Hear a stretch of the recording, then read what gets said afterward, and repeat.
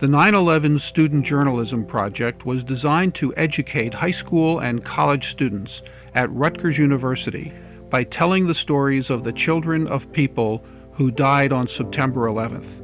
These are their stories, but the students who wrote them had memories too. Here is one student recalling the events of September 11th. My gym teacher sat us down. We didn't get dressed for gym. She told us there's been a tragedy and planes and the World Trade Center, and this is we're just looking at her she said that planes could crash into our building at any time, scaring us. The course began in the winter of 2011.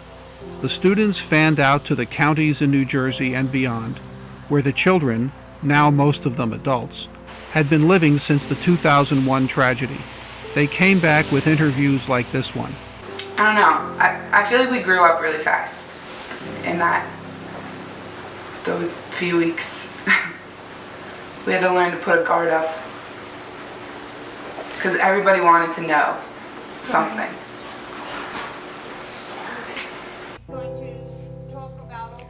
My name is Ron Miskoff, and I taught the 9/11 Project course with Professor Liz First. We tried to instill the importance of truth-telling and completeness. Get to know that person as well as yourself, as well as a close friend, maybe better.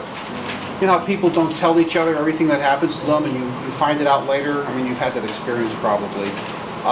You don't have that luxury in doing this interview. You have to know everything about this person that's relevant to you. At first, the students met with us and each other. With help from organizations like the New Jersey Press Foundation, we began the process that led to more than 20 personal stories, some of them so poignant they made us cry just editing them. The students learned by describing books they read, stories they heard, and discussions we held. Eventually, they started interviewing the children of 9/11 and collecting memorabilia and photos from them. They analyzed 9/11 and what it meant. I remember less about the day, September 11th, 2001, than I do about the lasting effects and how this is still such a it's a very raw wound for our country still. That's a very good point. Then it was on to the interviews. Everyone who was in my class in gym staring at me through the doors as I was leaving. That's always uncomfortable when you're the only one who's walking and people... They're all watching me, but that from school, that's pretty much it. Aside from the interviews, they saw priceless memorabilia and photos. It was hard to think of the assignment merely as a news story when the children were so forthcoming. I still remember from the funeral, the smell of the incense and bagpipes, and ever since then, I just whenever I hear bagpipes or smell incense, it just brings back those memories. I hate it. I was put in a very... We also had great speakers like Tom Franklin, who took the famous flag-raising picture. Really very popular, for lack of a better word.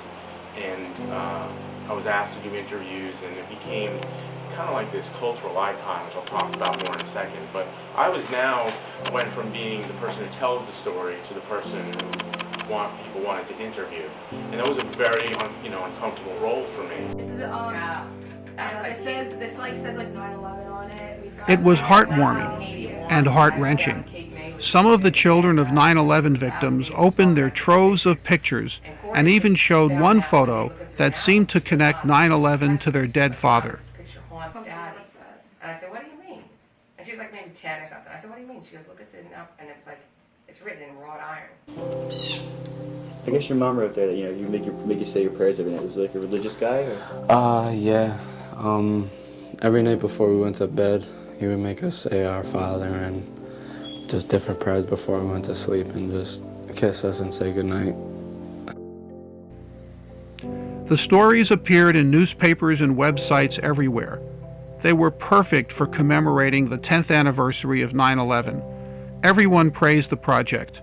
Students got jobs from their experience, and, in the process, The stories revealed something about the depth of sadness and loss from 9/11 that we had never seen before. Like this. Dance was always something that my father loved to watch me do.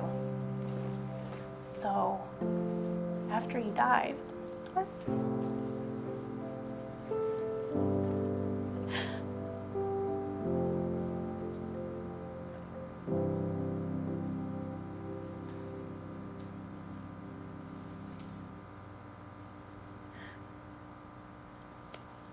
this never happens, sorry.